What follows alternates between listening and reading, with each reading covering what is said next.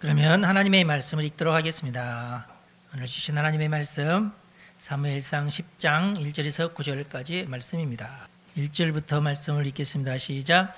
이에 사무엘이 기름병을 가져다가 사울의 머리에 붓고 입맞추며 이르되 여호와께서 네게 기름을 부으사 그의 기업의 지도자로 삼지 아니하셨느냐? 내가 오늘 나를 떠나 가다가 베냐민 경계 셀사에 있는 라헬의 묘실 곁에서 두 사람을 만나리니 그들이 내게 이르기를 내가 찾으러 갔던 암나귀들을 찾은지라 내 아버지가 암나귀들의 염려는 놓았으나 너희로 말미암아 걱정하여 이르되 내 아들을 위하여 어찌하리요 하더라 할 것이요 내가 거기서 더 나아가서 다볼 상수리 나무에 이르면 거기서 하나님을 배우려고 베델로 올라가는 세 사람을 만나리니 한 사람은 염소 새끼 셋을 이끌었고 한 사람은 떡 세 덩이를 가졌고 한 사람은 포도주 한 가죽 부대를 가진 자라. 그들이 내게 문안하고 떡 두 덩이를 주겠고 너는 그의 손에서 받으리라. 그 후에 내가 하나님의 산에 이르리니 그곳에는 블레셋 사람들의 영문이 있느니라. 내가 그리로 가서 그 성읍으로 들어갈 때에 선지자의 무리가 산당에서부터 비파와 소고와 저와 수금을 앞세우고 예언하며 내려오는 것을 만날 것이요 내게는 여호와의 영이 크게 임하리니 너도 그들과 함께 예언을 하고 변하여 새 사람이 되리라. 이 징조가 내게 임하거든 너는 기회를 따라 행하라. 하나님이 너와 함께 하시느니라. 너는 나보다 앞서 길갈로 내려가라. 내가 네게로 내려가서 번제와 화목제를 드리리니 내가 네게 가서 내가 행할 것을 가르칠 때까지 7일 동안 기다리라. 그가 사무엘에게서 떠나려고 몸을 돌이킬 때에 하나님이 새 마음을 주셨고 그날 그 징조도 다 응하니라. 아멘. 사무엘서 성경 공부 세 번째 시간입니다. 오늘은 지난주에 8장까지 했나요? 7장까지 했죠? 오늘은 8장, 9장, 10장 이렇게 세 장을 공부하도록 하겠습니다. 8장에 보면은 3절에 보면은 사무엘이 늙었다고 그래요. 벌써 늙었어. 지난주까지 쌩쌩했는데 미스바에서 아주 큰 전투를 해서 이겼잖아요. 근데 7장에서 그렇게 화려했는데 8장에 오니까 늙었어 벌써. 그래서 사무엘이 아들들을 사사로 세웠어요. 사무엘은 라마에 살고 라마에서 통치를 했는데 이제 늙으니까 아유 이제 왔다 갔다 순방하기도 힘들고 그런 상황에 그러면은 아들들에게 아비야와 부엘세바, 아비야와 요엘에게 너희들은 부엘세바 가서 사사를 해라, 재판을 해라. 그러면 그쪽 지역에 있는 사람들은 너한테 가라고 이쪽 지역에 있는 사람들은 나한테, 남쪽에서 오는 사람들은 나한테 오고 북쪽에서 오는 사람들은 너네들한테 가도록 그렇게 하겠다. 임무를 나눈 거예요. 그러니까 나름대로 지혜로운 결정이죠. 아들들 때문에 이 업무가 줄어들었으니까 자기로서는.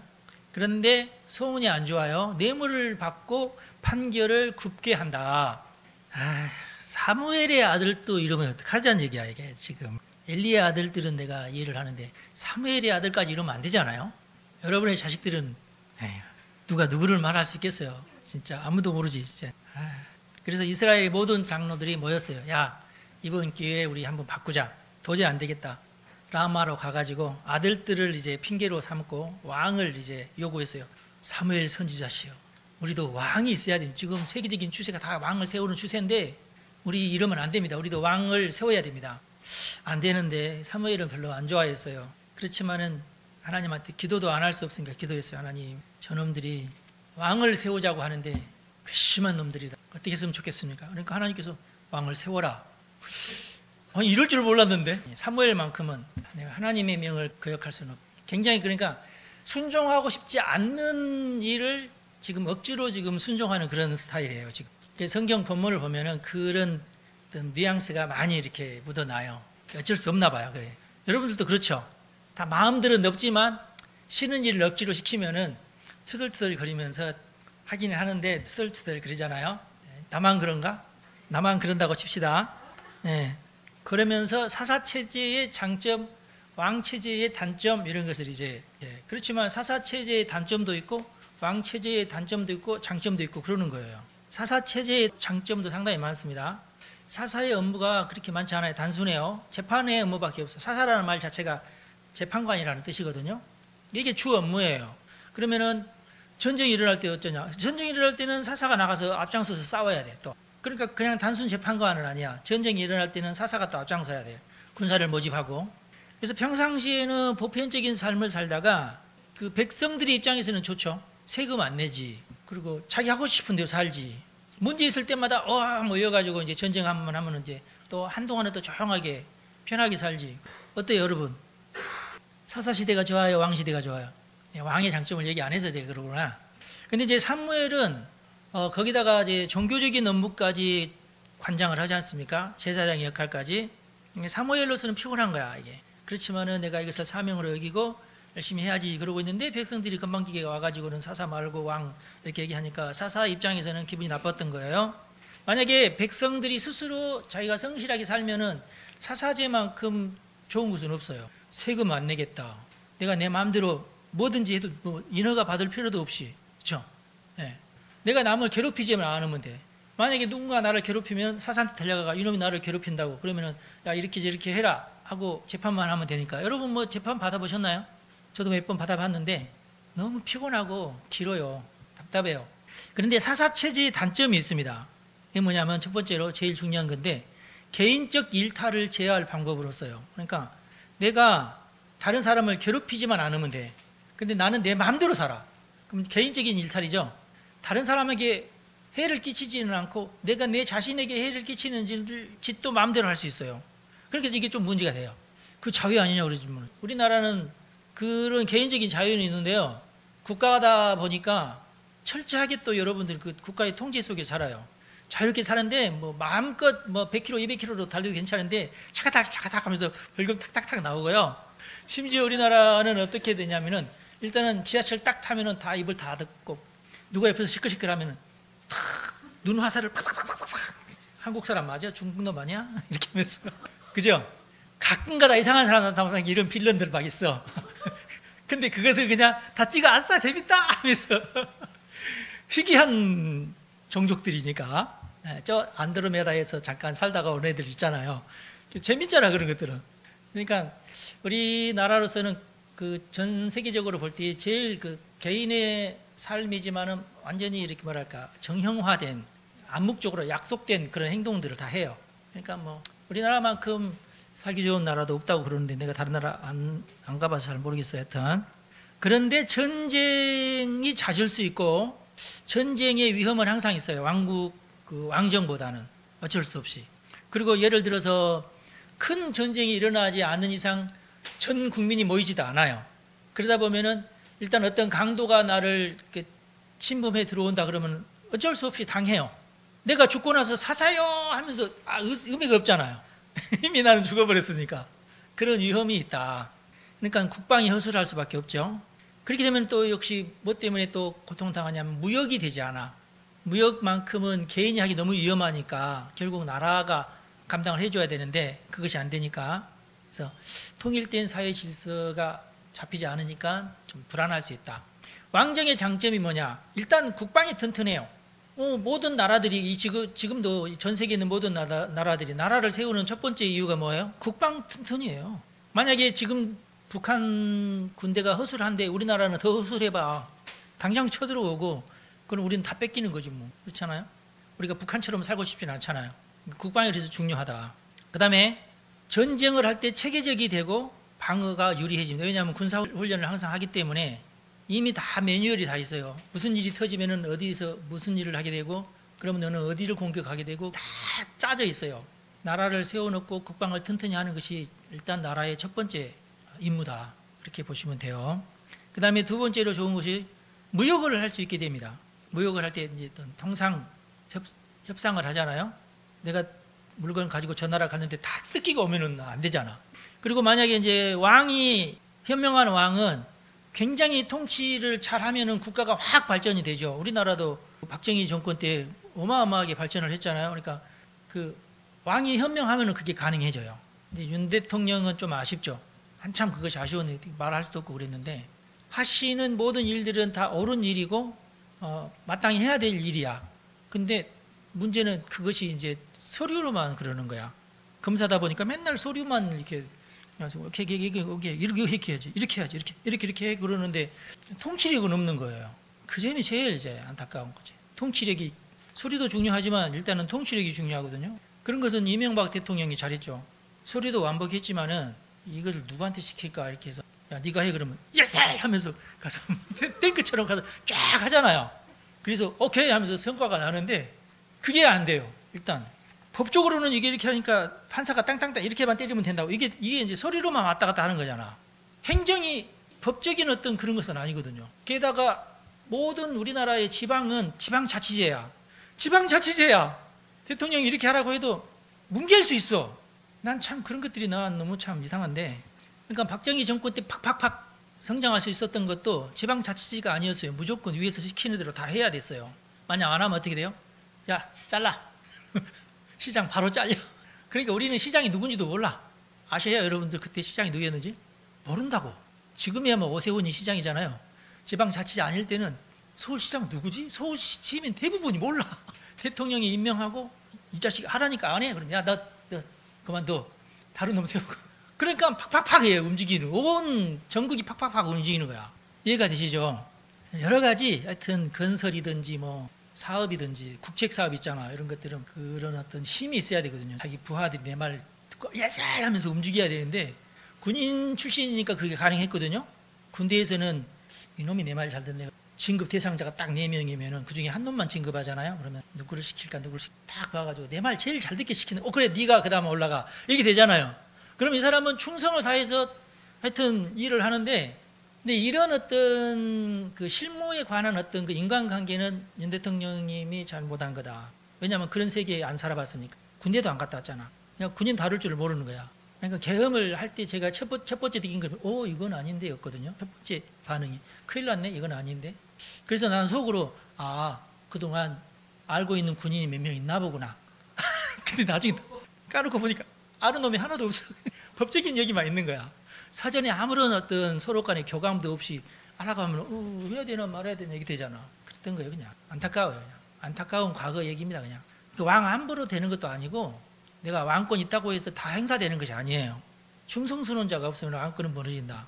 그럴 수밖에 없다. 주야, 과거에 일본하고 한국하고 협상 끝에 너희들이 우리를 일제시대에 강점을 했으니까 보상을 해달라 해서 보상금을 받았잖아요.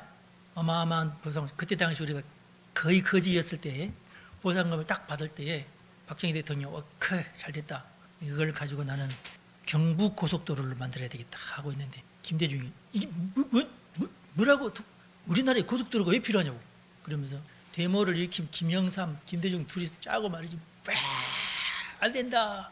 각 국민에게 n분의 1로 나눠줘야 25만 원씩 나눠줘야지.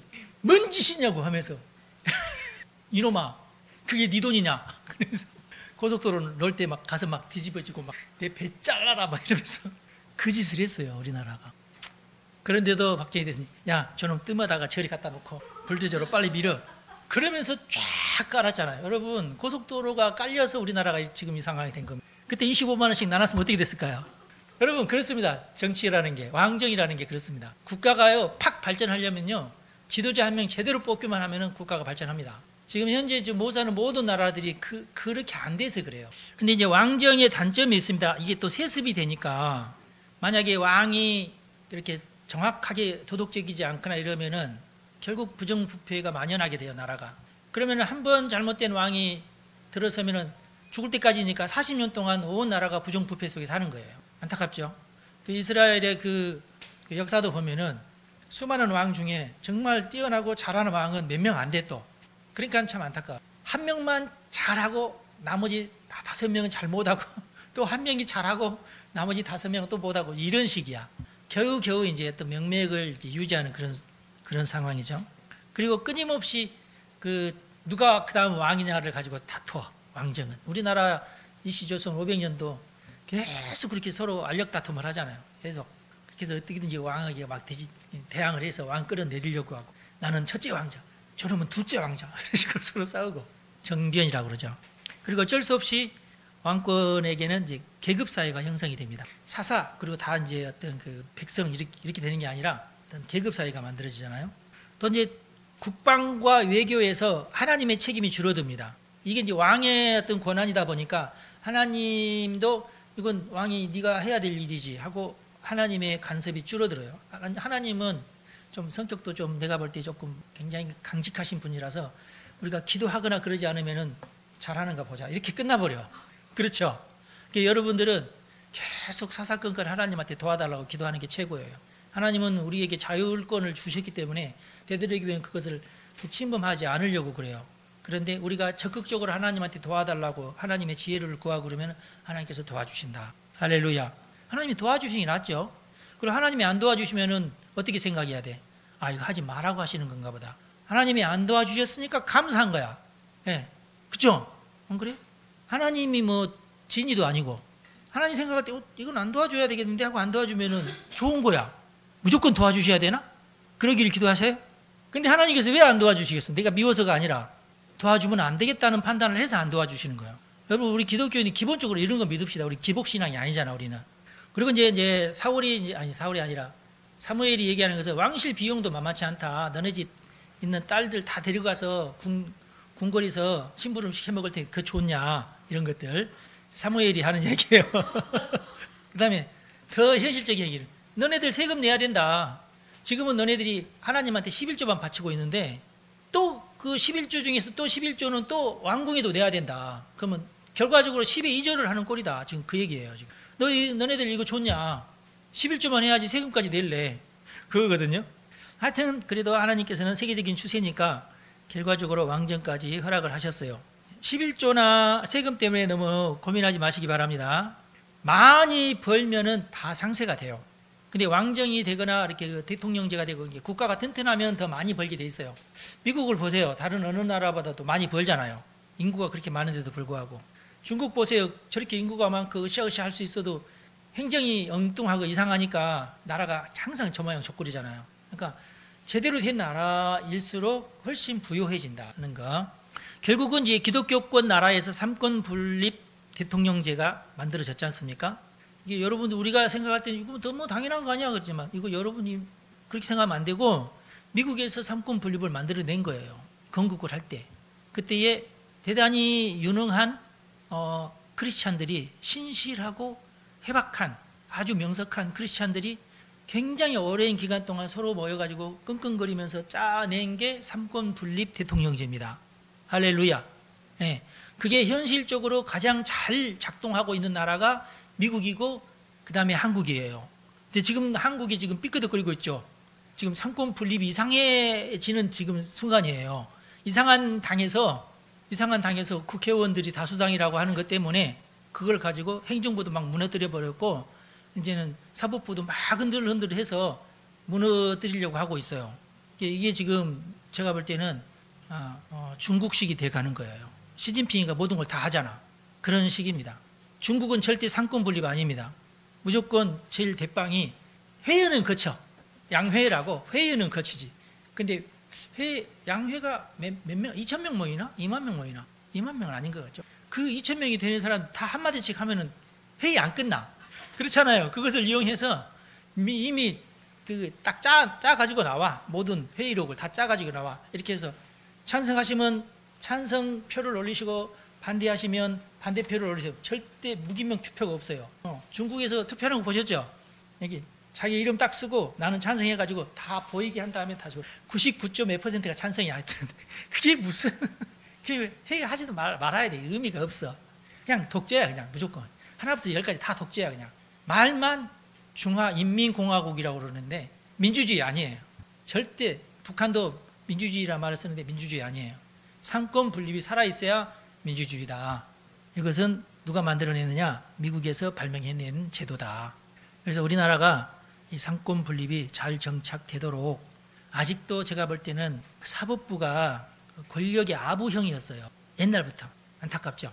지금 현재는 사법부가 우리법연구원이 국제법연구원이 이상한 그 어떤 기생충 같은 놈들 때문에 더 오염이 됐지만 오래전부터도 좀 나약한 사람들이, 펜때만 굴리는 사람들이 법복을 입고 망치만 두드리다 보니까 현실을 잘 모르고 그러면서 법도 왜곡해서 지 멋대로 해석하고 이렇게 두드리는 그런 경향이 없지 않아 있는데, 이번 기회에 그 사법부가 정신 바짝 차리고, 야, 우리가 정신 똑바로 차리고 정의로운 판결을 해야 되겠다, 이렇게 거듭나면 좋겠어요.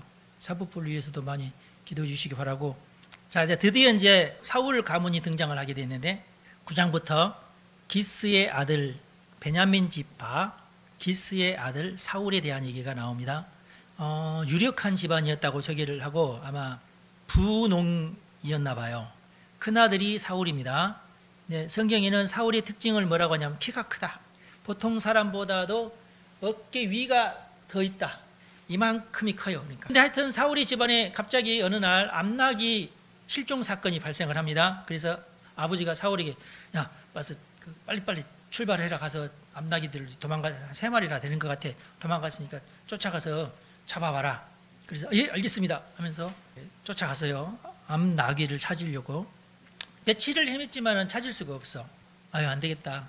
우리가 이러다가는 아버지가 우리를, 암낙이보다도 우리를 더 걱정하겠다. 돌아가야 되겠다. 그래서 하인 중에 한 사람이, 저기 주인님, 사무엘이 거주하시는 곳이 여기서 가까운데, 아유, 여기까지 왔는데 사무엘 선지자한테 한번 가보는 것이 어떻습니까? 그래? 아, 좋긴 좋은데, 난 지금 돈이 하나도 없는데 그래도 헌금이라도 좀 가져가야 되지 않아? 그랬더니, 그 헌금할 만한 것은 저한테 있습니다 하면서 은 4분의 1세기를 내가 가지고 있습니다. 임금 받은 것을 아마 넣어놓고 있었나 봐. 은 4분의 1세겔이면은 하루치 노동자 임금입니다. 은 1세겔이 4일치 임금이에요. 그러면 4분의 1세겔이니까 하루치 임금입니다. 예물로 드리고 우리가 말씀을 들읍시다. 그래, 좋은 생각이다 하면서 갔던 겁니다. 근데 마침 그날이 이제 사무엘 선지자가 산당에서 제사를 드리는 날이었어요. 그 모임이 있었나 봐, 그런 모임이. 그런데 사무엘은 계시를 받았어요. 베냐민에서 한 사람이 너에게 갈 것이다. 그런데 너는 그에게 기름을 부어서 내 백성의 지도자를 삼도록 하라 하는 계시를 하나님께 받았어요. 그래서 사울 일행이 그 라마가 이제 사울이 살던 그 동네니까 라마로 딱 들어가가지고 누구한테 물어볼까 하면서, 저기 여보세요, 제가 아이고 어르신 안녕하세요 묻겠습니다. 사무엘 선지자 집이 어디신지 아십니까? 내가 바로 사무엘이다. 그랬어요. 바로 만났어요. 내가 너 올 줄 알았는데 너 나랑 같이 산당으로 올라가자. 그래요? 아니, 우리는 지금 낙이 어쩌고 걱정하지 마. 낙이는 찾아서 걱정하지 마. 걱정하지 말고, 낙이 때문에 네가 온 게 아니야. 하나님이 너를 보냈으니까 나랑 같이 오늘 산당에 올라가서 제사를 드리자. 그리고 나랑 같이 밥 먹자. 이미 다 말을 해놨어. 내 옆자리를 하나 비워두고 그날 제일 좋은, 그러니까 항상 지금도 우리나라가 그런지 모르겠지만은 그 뒷다리 허벅지 근육이 제일 맛있나 봐요. 소 뒷다리 허벅지 근육이 제일 맛있나요? 하여튼 양인가 뭐 하여튼 그런 것은 뭐 뒷다리 뭐 그게 제일 맛있나 봐.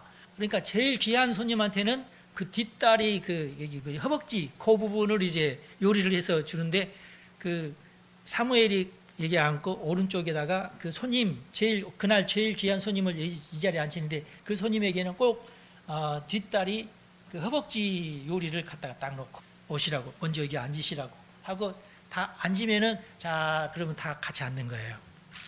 그게 예절이에요. 아셨죠? 근데 그날 사울이 그런 대접을 받았어요. 사울로서는, 아니, 내가 이렇게 하면서 앉았겠죠? 너는 누구냐? 온 이스라엘이 사모하는 자가 바로 너가 아니냐? 사울은 그때, 아유, 저는 가장 작은 집안, 또 기스의 부족이 그렇게 또 뭐랄까 왕성한 부족도 아니야. 나는 좀 보잘것없는 집안의 아들인데요, 어찌 제가 이럴 수가 있겠? 걱정하지 마라. 하나님께서 너를 지목을 하셨으니까 하면서 상석을 내주었어요. 그리고 그날 저녁에 사무엘의 집에 가서 그 다락에서 밤늦게까지 서로 이야기를 합니다. 무슨 이야기를 했는지는 안 나오는데 아마도 나라에 관한 얘기를 했을 거예요. 이만저만 하니 내가 너를 왕으로 세울 테인데 너는 이렇게 해라 하는 그런 얘기를 쭉 했을 걸로 제가 상상을 합니다.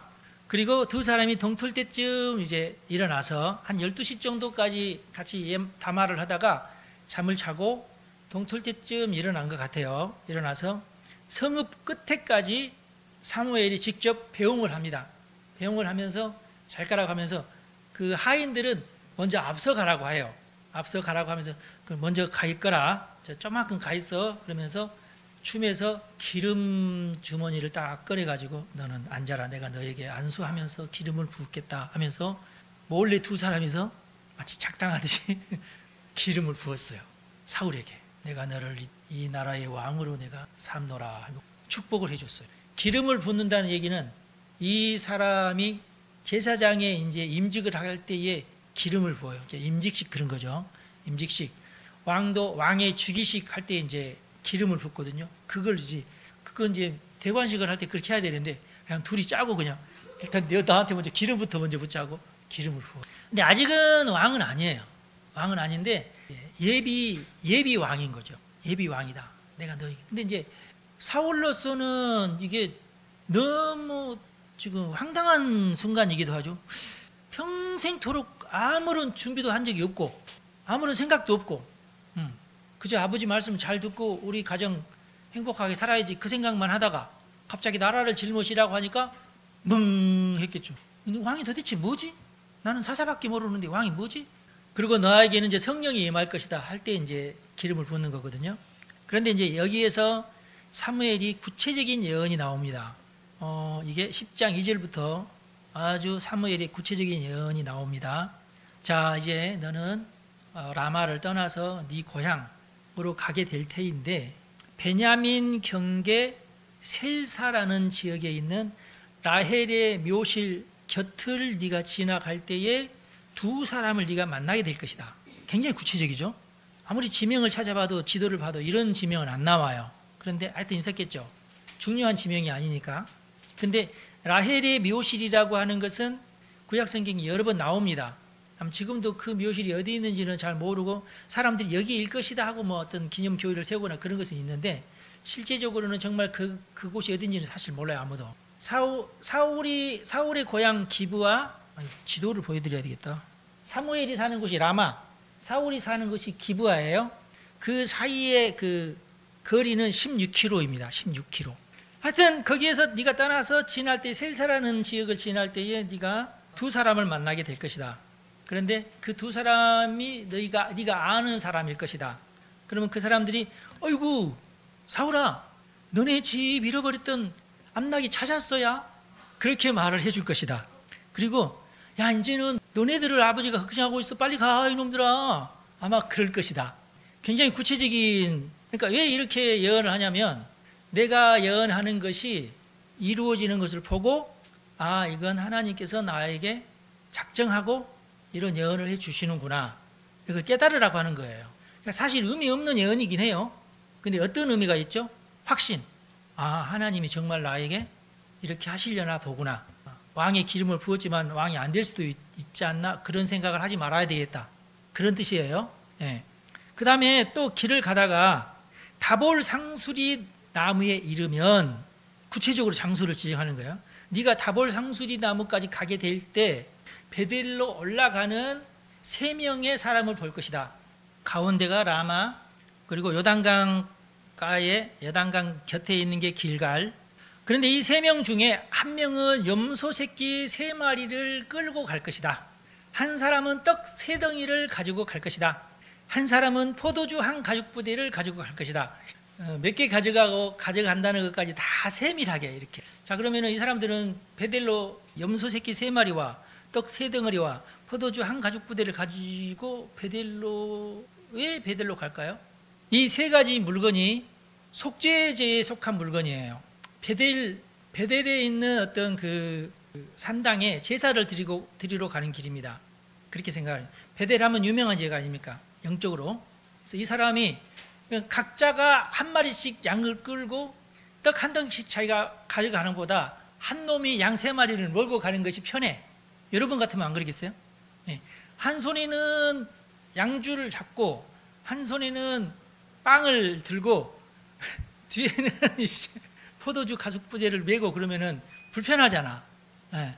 어차피 포도주는 3가죽부대나 필요 없으니까 1가죽부대에다가 3명 것을 다 집어넣어서 네가 한 사람 메게 하고 빵도 이렇게 그 보자기에다 싸가지고 뒤로 메게 하고 한 사람은 줄 묶어가지고 세 줄을 가지고 어이야 이리 하는 게 낫죠, 그죠? 그래서 한 사람은 새 양, 한 사람은 새 떡, 한 사람은 한 가죽 부대에 포도주를 메고 셋이서 친구가 돼가지고 이제 배대를 올라가는 거예요. 각자 한 마리씩 잡아서 속죄제로 드리려고. 이해가 되죠? 그런데 그들이 너에게 문안을 하면서 떡 2덩이를 너에게 줄 것이다. 너는 가만히 있는데도 그 사람들이 너를 먼저 알아보고 아이고 안녕하십니까 하면서 너에게 떡 2덩어리나 줄 것이다. 떡 2덩어리 필요 없잖아요. 한 덩어리 줘도 되는데 2덩어리 주겠대. 이건 뭘 의미하겠어요? 또 이 사람이 나를 알아보는구나. 정말 알아본다고 하더니 알아보는구나. 굳이 자기들은 3명이고 그러는데 우리들한테 떡 2덩어리나 주는구나. 그러니까 제사를 드릴 때 떡 한 덩어리를 가지고 3개로 나눠서 각자 드리겠다는 뜻이고, 양만큼은 나눌 수가 없으니까 각자 한 염소씩 이제 가지고 드려야 되니까, 그러나 그 위에다가 떡을 얹는 건데 그 얹는 떡은 그냥 한 덩어리를 가지고 3덩어리 나눠서 할 수도 있고, 포도주도 한 컵 해서 거기다 얹는 거거든요. 한 가죽 부대를 다 얹은 게 아니라. 이해가 되시죠? 그래서 양 2마리를 사울에게 주면 안 되고 포도주를 주는 것보다는 떡 2개를 주는 것이 편하니까 떡 2개를 준 거예요. 3개 다 줄 수는 없어요. 왜냐하면 하나는 가져가야 되니까. 그렇게 된 겁니다. 자, 이런 예언이 그대로 이루어지는 것을 보고 사울은 마음속에 굳히는 거야. 하나님이 작정을 하셨구나, 진짜로. 확실하구나, 내가. 마지막 사건이 뭐예요? 하나님의 산이라고 하는 기브아 근처에 하나님의 산으로 불리는 산이 있었나 봐요. 아마 왜 하나님의 산이겠어요? 기록에 의하면 여기에 뭐가 있었냐면 예언자 학교가 있었어요. 예언자 학교. 네가 하나님의 산이라고 하는데 그 산은 또 뭐냐면은 블레셋의 영문이 있는 산이다. 그러니까 다른 산이 아니라 하나님의 산도 여기저기 있을 텐데 블레셋의 영문이 있는 산은 바로 그 산이다. 그런 뜻이에요. 네. 겹쳐서 얘기하는 것은 다른 지역에 있는 것이 아니라 네가 가는 길에 있는 그 산을 말하는 거예요. 우리는 몰라요. 그런데 당시의 사람들은 그렇게 하면 거기 하는 산입니다. 예. 거기는 특징이 뭐냐? 블레셋의 영문이 있다. 근데 블레셋의 영문이 있는 데는 또 있어요. 블레셋 군대가 주둔하고 있어요. 수비대가 있었어요. 우리가 아직 읽지는 않았지만 우리 다음 주에 배울 13장 3절에 나와요. 게바라는 곳에 블레셋의 수비대가 있다고 기록되어 있어요. 참 이상하죠? 아직 왕정이 아닌 거예요. 사사 시대이기 때문에 군대가 있거나 경찰이 있거나 그러지 않아요. 그러니까 어떤 지역에 블레셋 사람이 한 10명이서 저렇게 진지를 짓고 거기에 딱 짱박혀 있으면은 어느 누구도 그 지역을 공격을 못 해요. 잘 생각을 해보세요. 만약에 군대가 있거나 경찰력이 있으면은 왕이 야 저거 없애. 그러면 없앨 수 있죠. 근데 사사시대예요. 상주하는 군인이 없어요. 그러면 얘네들이 어디 마을로 내려가서 노략질도 하고 그럴 수 있겠죠. 그런데 그것이 소문이 날까요? 또 안 나요. 보통 사람들은 그런 일을 당하면은 아이고 나는 안 당해야지 그렇게만 되죠. 네. 그리고 이 영문이 만약에 수시로 사람을 괴롭혔다면 금방 소문이 나가지고 와 우리 저놈들 없애버리자고 달라들기 때문에 안 그랬을 거라 그거예요. 그럼 왜 여기에 블레셋의 영문이 있었을까요? 감시 목적입니다. 감시 목적. 블레셋도 불안해. 저 이스라엘 놈들이 언제 우리를 쳐들어올지 몰라. 그러면 이스라엘 측에서도 블레셋 쪽에 영문이 있었을지 몰라. 근데 그런 얘기는 성경에 안 나오지만 하여튼 블레셋에 있는 사람들은 불안하니까 너네들 특공대로 만들어가지고 그리 보내는 거예요. 그리고 또 간첩한테 시켜가지고 쟤들한테 식량 갖다 주라 하고 식량도 갖다 주고 밤이나 사람들이 잘 안 다니는 데를 중심으로 했을 거야. 제 상상이 이것은 이제 성경에는 안 나와 있는 말인데 곳곳에 블레셋의 어떤 그 진지들이 있었다는 거예요. 그 진지가 있는 그곳에 있는 그 산, 그곳에서 노래하며 춤추며 예언하는 자들이 아마 있는데 그 산당에서 그 예언하는 무리들이 내려올 때 너를 만날 거다는 거예요. 근데 그때 사울이 그 무리와 만나면서 그 분위기에 휩싸이면서 갑자기 사울의 입에서도 예언이 터지기 시작합니다. 굉장히 희한한 일이죠. 예언적인 분위기에서 사울도 예언자가 되는 거예요. 13장에 보면 라마나요시에 대한 얘기도 또 나옵니다. 비슷한 얘기가. 성경은 이때 사울이 완전히 변화되어서 새 사람이 되었다고 말하고 있어요. 그러니까 여러 가지 징조가 있었지만은 결국에는 성령을 받고 예언을 하게 되면서 완전히 새 사람이 되었다. 마음을 굳히게 되는 새로운 사람이 되었다. 자신의 세계관이 완전히 뒤바뀌는 새 사람이 되었다. 그렇게 표현하고 있어요. 성경에서는. 그래서 만들어진 속담이 뭐냐? 사울도 선지자들 중에느냐? 사울도 선지자야? 이제 이런 얘기죠. 우리나라 표현으로는. 그러면서 8절에 아까 우리가 읽었죠. 너는 먼저 길갈로 내려가서 7일을 기다려라. 거기에서 이 땅에서 나는 어떤 소산을 가지고 6월절도 보내고 하는 데가 길갈은 영적인 장소예요. 어떻게 보면. 근데 첫 번째 블레셋과의 전투가 저 길갈에서 이루어지는데, 예, 그때에 이 사무엘이 의미심장한 명을 내립니다. 네가 7일 동안 나를 거기서 기다려야 된다. 하나님한테 제물을 드려야 되는데 7일 동안 나를 기다리고 내가 거기서 제사를 드린 다음에 너는 전쟁에 임하게 될 것이라는 거예요. 근데 못 기다리죠. 왜 못 기다립니까? 사무엘이 나이가 많아가지고 아유 오늘 가야지 하면서 가다가 시간이 늦어버린 거예요. 시간이 늦어버린 거예요. 네. 사울이 자기 스스로 그냥 제사장도 아니면서 자기 스스로 제사를 드려버리고 자 이제 싸우러 가야지 하는데 그때 사무엘이 아이고 하면서 나타난 거예요. 누구 잘못이야? 1번 시간 약속을 어긴 사무엘의 잘못이다. 2번 그래도 끝까지 기다려야 되는데 그것을 못 참고 1시간만 더 참으면 되는데 마지막 1시간을 덜 참은 사울의 잘못이다. 주변에서 수선수선 왕 앞에서 아니 큰일 났습니다. 저놈들이 지금 막 쳐들어오려고 하면서 도망가고 막 이런 군사까지 막 생겼어요. 그러니 왕의 마음을 막 불타게 만든 거야. 겁이 많은 부하들 잘못이다. 실제로 막 몇 명 막 도망가고 막 그랬어. 성경에 보면 그랬어요. 성경은 사울의 잘못으로 나와요. 첫 번째 왕이 됐는데 삑사리가 났어요. 첫 번째가 중요해요, 여러분. 첫 번째가 제일 어렵기도 하고, 예. 솔직히는 이 사울이 뭐 왕자로 자라본 적이 없잖아. 왕자였으면 왕되기가 어렵지는 않을 거예요. 그렇죠? 왕이라고는 경험도 해보지 않는 상황이고 전쟁은 생전 처음 지금 치러보는 전쟁인데 처음이면 다 어렵잖아요. 예. 해필이면 사무엘이 그때 늙었어. 사무엘이 좀 젊었을 때 얼른 깨닫고 하나님 왕정을 빨리 시작해야 돼. 그랬으면 얼마나 좋아. 10년 전이라도. 그죠? 다 늙어가지고 막 이렇게 막 흔들흔들 거릴 때 그렇게 결정을 했으니까 얼핏 보면 사무엘이 많이 잘못한 것 같지만 그럼에도 불구하고 그 모든 여러 가지 악조건을 이기고 끈하게 이 자신의 어떤 자리, 자신의 사명을 잘 생각하면서 인내하고 버텼으면은 사울은 승리하는 거예요. 여러분, 내가 바로 그런 상황입니다 하시는 분. 우리 집에서 내가 제일 처음 예수를 믿었고요. 내가 지금 암 수술한 지 얼마 안 됐고요. 뭐 하여튼 이런 식으로 겨우겨우 내가 부도에서 벗어나가지고 좀 첫 번째 사업을 하는 그런 상황이고요. 빚이 잔뜩 있는데 이걸 내가 성공하지 못하면은 나는 이제 두 번째 지금 망하게 되는 거니까 나는 더 이상 기회는 나는 없는 거고요. 뭐 이럴 때. 근데 옆에서 막 나의 상황과는 나의 기대와는 다른 어떤 좋지 않은 막 사건 사고들이 막 일어나면서 상황이 급속도로 막 악화될 때에 내가 어떡할까요? 내가 이 순간 어떡할까요? 뭐 이런 상황은 여러분에게는 뭐 안 일어날 것 같아요? 일어날 수 있어요. 얼마든지. 죽으면 죽으리라. 내가 망하면 망하리라. 하나님과의 약속을 절대로 내가 상황이 너무 안 좋은데 그래도 내가 끝까지 지킬 수 있어야 되는데 한 번은 여러분도 그런 상황이 부닥치면서 내가 이 위기를 믿음으로 정말 넘어야 할 산이 있을지 몰라요. 사울 얘기를 들으면서 잘 넘으시기 바랍니다.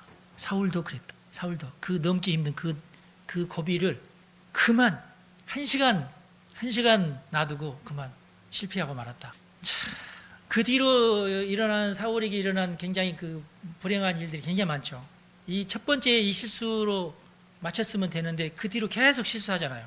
이 첫 번째 실수가 제일 내가 볼 때는 결정적인 실수여가지고 그것 때문에 결국에는 나중에 이제 정신병이 도지고 결정하지 말아야 될 것 같이 막 결정을 하고 다윗만큼은 죽이지 말아야 되는데 다윗도 죽이려고 하고 막 그랬죠.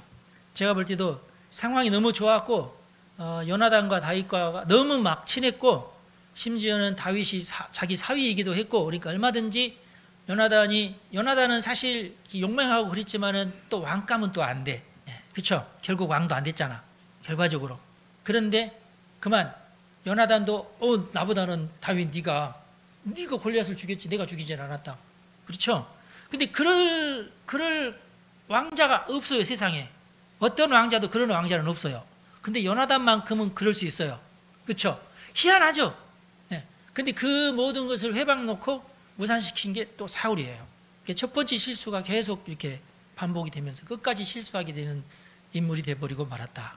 그러니까 첫 번째 실수했으니까 어쩔 수 없이 또 실수할 수밖에 없다고 생각하면 곤란하고, 혹시 여러분이 첫 번째 실수했더라도 사울을 본받아서 두 번째는 하지 말아야지 이렇게 돼야 돼요. 그러면 그나마 여러분들이 첫 번째 실수를 그래도 어느 정도는 만회하는 인생을 살게 되고 그렇게 돼요. 첫 번째부터 실수 안 하면 훨씬 좋지만 그렇습니다. 가장 핵심적인 오늘 배우는 그 하나님의 말씀에서 가장 핵심적인 내용이 바로 그 내용입니다. 하나님도 사울에게 대하여 최선을 다하셨다. 세울 만한 사람을 세웠고 충분히 하나님이 도와주시면서 네가 이것만 잘 통과하면 된다고 했는데 그걸 통과를 못한 거예요. 인생이 쉽지는 않습니다. 근데 분명히 통과해야 될 어떤 그 시험은 있어요. 통과해야 됩니다. 왜 그게 있냐?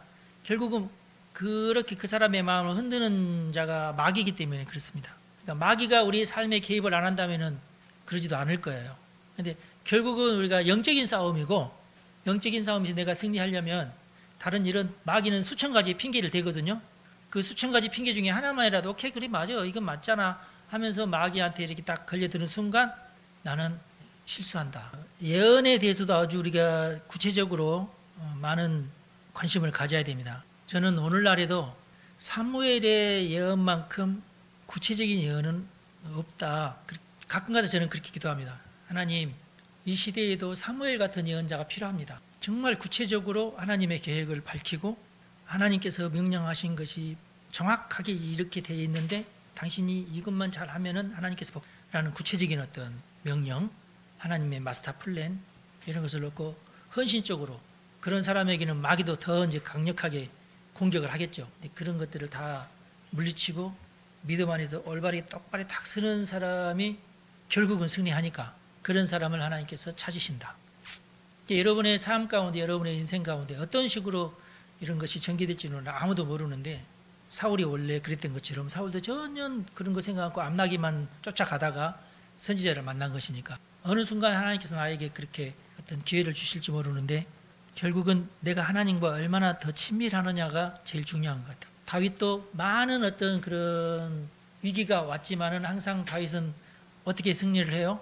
다윗도 굉장히 잘못한 것도 많고 그러지만은 결국 승리하는 이유가 하나님과의 관계만큼은 절대로 양보를 안 했다. 절대로 하나님만큼은 배반하지 않아요. 그런 게 있어요. 사울은 어느 순간 에이 하면서 제사장이 하는 일인데 뭐 어때? 하면서 지가 그러니까 그 너무 그 거룩한 부분을 건드려 버렸다는 거. 이것이 제일 큰. 혹시 그런 실수를 했더라도 두 번 다시 안 하면 되는데 계속 한 번 실수하면 또 계속 갈 수밖에 없는 가능성이 커져 버리잖아요. 그때는 그러니까 한 2배 정도는 더 노력을 해서 다시는 내가 이런 실수하지 말아야지 해야지만이 넘어가게 된다. 그렇습니다. 우리 기도하겠습니다. 하나님, 우리 성도들을 축복합니다. 우리가 하나님의 말씀을 공부하는 이유는 하나님의 말씀을 통하여서 동일하게 나의 삶에 간섭하시면서 나를 복되게 하시고 나에게 계시를 주시고 명령하시고 순종의 열매를 맺기를 원하시는 줄로 믿습니다. 아버지여, 간절히 소망하오니 우리 성도들의 삶에 개입하여 주옵소서. 성령의 불을 내려주시고 하나님의 영적인 세계를 경험하게 도와주시고 하나님이 주신 말씀을 철저하게 믿고 순종하여서 마침내는 이 영적 전쟁에서 승리하는 우리 성도들 다 되게 하옵소서. 우리 주 예수님의 이름으로 기도합니다. 아멘. 네, 여러분 축복합니다.